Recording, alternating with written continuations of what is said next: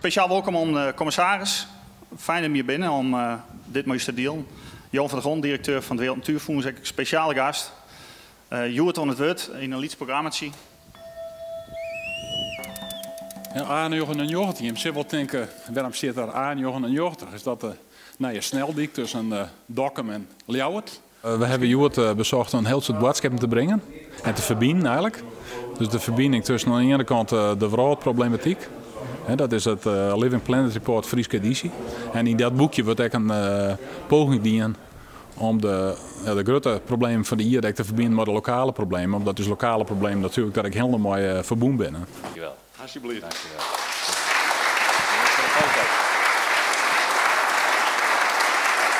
De kenning van de Grooide is bedoeld om een alternatief te bieden.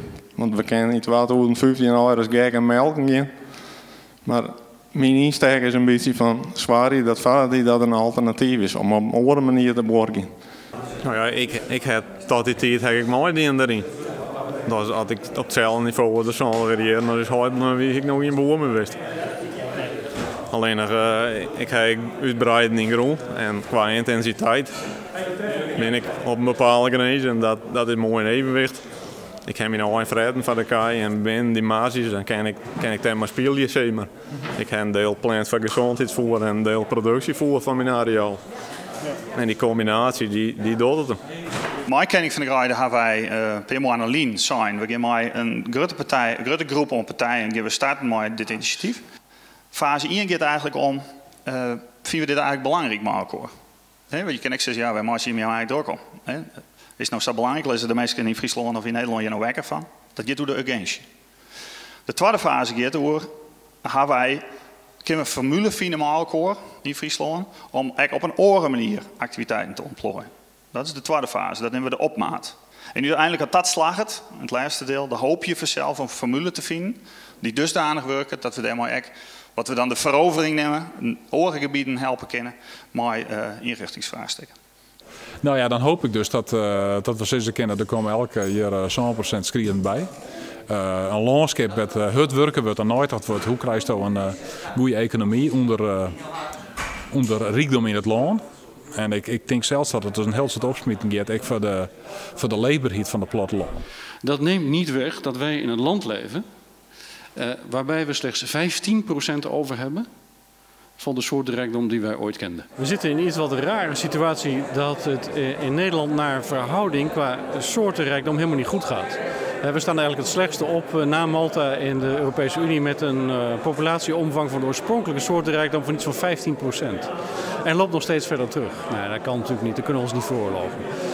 Dus ik denk dat er hele grote kansen zijn voor vooruitgang. En het zou echt toch wel een stukje spektakel zijn als we juist in die meest karakteristieke cultuurlandschappen van ons vooruitgang weten te boeken. Dat moet ook wel een keertje, want straks hoeft het niet meer. Het initiatief Kenning van de Grooide komt eigenlijk uit deze inspiratiebron voort. Wat doen we met de toekomst van ons boerenland? En ik weet haast wel zeker dat het slaagt als we meer borkje, zoals Klaas Oevering en zijn collega's, dan is er geen enkele reden om net te denken dat die skriers en al die orenvogels en al dat oren prachtige blomkengoed en insecten die erbij hebben, dat die weer in een positieve spiraal. Maar kan Friesland, ook wat de skriers betreft, heel goed het beste land van hier wezen. Als het juist van waarom is nou de organiseren nooit slagen, dan is dat echt heel erg omdat die gearworking net goed slagen is. En dus als het nou het probeer is die gearworking goed te krijgen, zoals dan ik overomdenkend wel oplossingen verzinnen kunnen. En dat is een beetje waarom we hier proberen dat vanuit alle kanten droegen onder water te stellen. In wat voor land wilt u leven? In wat voor een provincie wilt u leven? Waarom denkt u dat er honderdduizenden toeristen naar Friesland komen? Om uw maisvelden te bewonderen? Of het Engels rijgras? Ik denk het niet. En hoe zit het met uw prachtige taal, waar u zo trots op bent? Zou er niet een verband zijn tussen de eigenheid van het landschap en de sociale gemeenschap en de rijkdom van de taal? En zou het ook niet zo zijn dat als straks uw platteland letterlijk zwijgt, geen leeuwerik meer zingt, geen grutto meer is te horen, dat dan ook uw taal tot zwijgen komt? En dat u daar in diezelfde diversiteitsspiegel iets kwijt gaat raken wat u heel moeilijk terug kan winnen. U bent hier in in de Friese Statenzaal. U bent hier bij een provincie die zich enorm betrokken voelt bij natuur en bij landschap. We zijn niet voor niks als Friesland 2 jaar geleden uitgeroepen tot de mooiste provincie. En dat hebben we niet zelf gedaan, dat heeft de Vereniging van Cultuurlandschappen gedaan. Maar dat is een mooie prijs, maar dat schept ook verplichtingen. Het schept verplichtingen om niet alleen maar de prijs in ontvangst te nemen en een mooie plek te geven, maar ook om die zorg in de toekomst verder vorm te geven. Je praat ook over nogal wat, hè? Dus ja, meer dan 3/4 van het Friese landoppervlak is toch gewoon intensief bebouwd land.